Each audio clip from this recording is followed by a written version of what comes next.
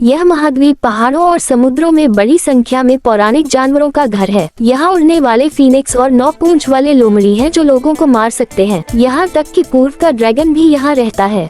लेकिन इस दिन ये सुनसान जगह अचानक निर्जन मेहमानों के एक समूह में टूट गई। टैरो गांव के लोगों ने देखा कि बाहर से दुश्मन है और रक्षात्मक स्थिति स्थापित की। शानक्यू ने यहाँ आने का उद्देश्य व्यक्त किया और अपनी माँ का नाम बताया। इस समय भीड़ में से एक महिला निकली। ये व्यक्ति शानक्यू की चाची है। चाची ने शानक्यू को बताया कि वे 4000 सालों से यहाँ रह रहे हैं। ये पहाड़ के पीछे अंधेरे दरवाजे की रखवाली करने के लिए है और अंधेरे दरवाजे में एक शक्तिशाली दानव है।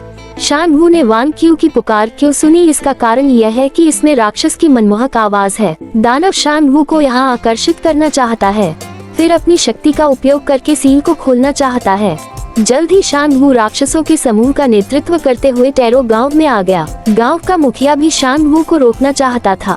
लड़के, मुझसे विनम्रता से बात करो, मैंने तुमसे ज्यादा मछलियाँ खाई, इसे जला दो। फिर युद्ध छिड़ गया। बस जब लोगों के 2 समूह आग में थे, शानवू सीधे अंधेरे दरवाजे पर गया। शानक्यू भी अपने पिता को रोकना चाहता था, लेकिन दोनों लोगों के बीच ताकत का अंतर बहुत बड़ा था। पत्नी और बेटे के बीच ये स्पष्ट था कि शानवू ने पूर्व को चुना। ये शिन शानवू की पत्नी को बचाना चाहता था। उसने अभी भी अपने बेटे पर कोई दया नहीं दिखाई। इस समय अंधेरे दरवाजे में उसकी पत्नी की पुकार फिर से सुनाई दी, आओ और मुझे बचाओ। शानवू, जो अपनी पत्नी को बचाने के लिए उत्सुक था, ने एक दरार से सील को तोड़ने के लिए मुट्ठी का इस्तेमाल किया और दरार से निकलने वाली हर चीज ने सभी को डरा दिया। आत्मा जानवरों का एक समूह उड़ गया। वे मनुष्यों की आत्माओं को अवशोषित करना जारी रखते हैं, बस जब हर कोई नहीं जानता कि इससे कैसे निपटना है।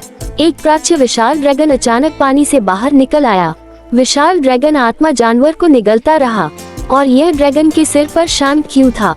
शानक्यू ड्रैगन के सिर से कूद गया और पिता को लात मारी जो सील को नष्ट कर रहा था। शानक्यू ने ये चाल दिखाई कि उसकी मां ने उसके पिता को हरा दिया। निश्चित रूप से ताइची की 4 तरंगों की चाल के तहत शानक्यू की हथेली उस पिता पर प्रहार करेगी जिसके पास पत्थर की अंगूठी की शक्ति है। पिता ने अपने बेटे पर अपनी पूरी मारक क्षमता के साथ हमला किया। मुझे उम्मीद नहीं थी कि पत्थर की अंगूठी उसके बेटे द्वारा आसानी से पकड़ी जाएगी। शानक्यू ने पिता को पत्थर की अंगूठी से नहीं मारा, इसके बजाय उसने पत्थर की अंगूठी उसे वापस कर दी। अचानक अंधेरे दरवाजे में उसकी पत्नी की पुकार फिर से सुनाई दी। जानवर उन दोनों पर चिल्लाया। शानक्यू सुबह उठा, लेकिन इस समय जानवर उन दोनों के पास दौड़ा था। अपने बेटे की रक्षा के लिए उसने शानक्यू को दूर धकेल दिया, लेकिन वह जानवर द्वारा पकड़ा गया था।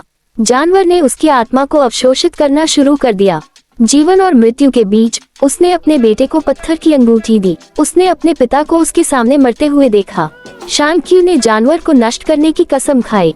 वह गांव में जानवर का पीछा करने के लिए ड्रैगन पर सवार हुआ। उसने जानवर को फंसाने के लिए विशाल लहर का इस्तेमाल किया। मुझे लगा कि मैं जानवर को फंसा सकता हूँ। मुझे उम्मीद नहीं थी कि छोटा आत्मा जानवर आएगा। उसने अवशोषित आत्मा जानवर को जानवर के मुंह में डाल दिया। बहुत ऊर्जा वाला जानवर नियंत्रण से बाहर था।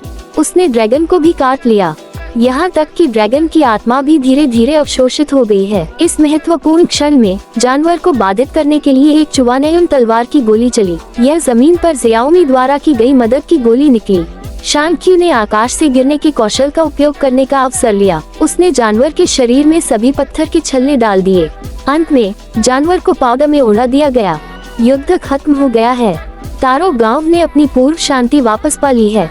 शानलिंग को अपने पिता द्वारा बनाए गए पत्थर की अंगूठी गिरोह विरासत में मिला। शानक्यू ने सच नहीं पूछने का फैसला किया, लेकिन ज़ियाओमी ने एक अच्छा जीवन जिया। कहानी यही खत्म होती है। मैं समझा रहा हूँ। अगर आपको मेरा वीडियो पसंद आया तो कृपया मेरे चैनल को सब्सक्राइब करें।